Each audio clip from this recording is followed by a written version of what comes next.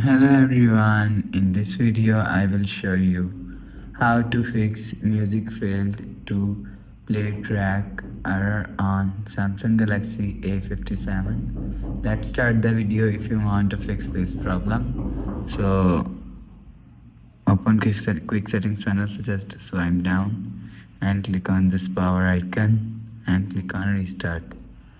After click on restart to go back to home screen. After restarting you will see your problem is solved. But if it not solved, go to app library and click on settings app. Now in settings scroll down and click on apps.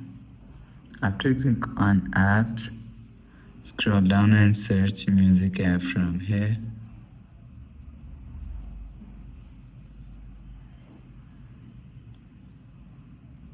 Click on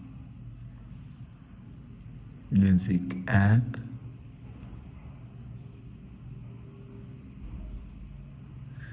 After click on music app, click on storage and click on clear cache.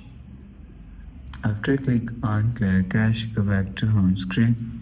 You will see your problem is solved. But if it still not solved, if you want to fix this problem, so go to app library and click on settings app. Scroll down and click on accessibility. General management.